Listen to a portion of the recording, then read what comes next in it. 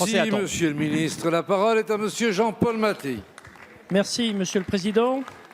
Ma question s'adresse à Monsieur le ministre de l'Action et des Comptes publics. Je voudrais associer à cette question mes collègues Josy Poueyto et Erwan Balanant. Monsieur le ministre, la crise économique que nous traversons sera particulièrement dure et impactante pour les plus fragiles d'entre nous.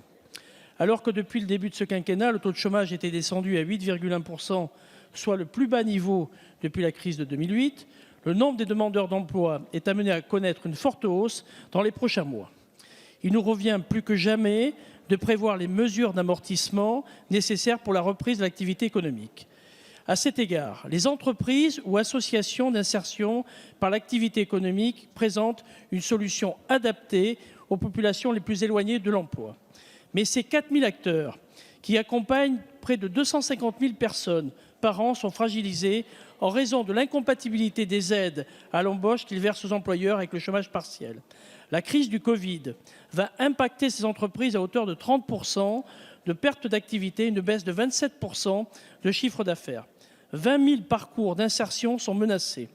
Ces entreprises et associations devraient pourtant bénéficier cette année de 200 millions d'euros de crédits votés en loi de finances dans le cadre du plan gouvernemental de développement de l'insertion annoncé en septembre dernier. Elles craignent le gel de ces crédits et réclament le déblocage de ces fonds qui leur permettrait de pouvoir poursuivre leur mission.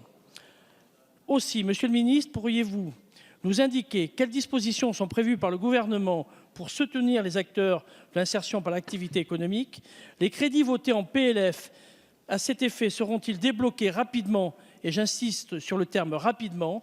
Allez-vous modifier le régime d'attribution des subventions que ces acteurs gèrent pour l'adapter à la situation économique? Je vous remercie. Merci, cher collègue.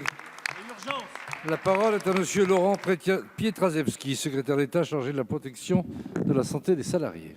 Merci, Monsieur le Président. Mesdames, Messieurs les députés, Monsieur le député Jean-Paul Mattei, vous avez raison d'attirer l'attention du gouvernement sur l'insertion par l'activité économique, parce qu'effectivement, c'est un élément fondateur de notre politique, d'ailleurs de lutte contre le chômage depuis plus de 3 ans.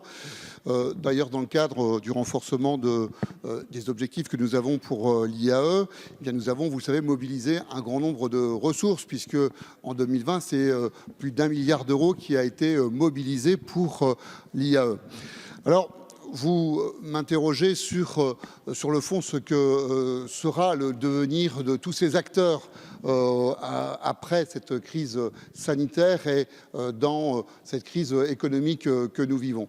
D'abord, rappeler que le gouvernement a décidé d'investir massivement depuis plus de 3 ans, je l'ai dit tout à l'heure, mais c'est parce que cela fonctionne, parce que vous-même vous l'avez vu et vous en avez été le témoin et vous avez souhaité ici partager avec la représentation nationale votre conviction en la matière. Et j'ai eu encore récemment des échanges avec député Causse et la députée Marceau qui rappelaient la réalité de l'agilité de l'ensemble de ces sociétés qui travaillent par l'insertion et qui ont redéployé leur activité, notamment pour certains et certaines, en se lançant dans la fabrication de masques récemment, ou en tous les cas en trouvant des nouveaux débouchés, car la réalité c'est que aussi l'ensemble de ces acteurs sont pénalisés par l'évolution de notre économie. Pour tenir compte des circonstances exceptionnelles et sécuriser les parcours, nous avons ouvert, je voudrais le rappeler, Monsieur le député, le recours à l'activité partielle au SIAE et autorisé aussi les renouvellements de contrats des salariés en insertion placés en activité partielle. Je tiens même à préciser que ces contrats pourront désormais être prolongés jusqu'à 36 mois contre 24 actuellement. Et pour terminer, Monsieur le Président, juste rappeler que des mesures de soutien supplémentaires que vous avez évoquées, destinées à consolider le secteur suite à la crise, seront bien mises en place à l'été. Et cela sera l'occasion d'un échange nouveau avec le ministre du Travail. La parole est à Monsieur Guillaume Garot. Merci, Monsieur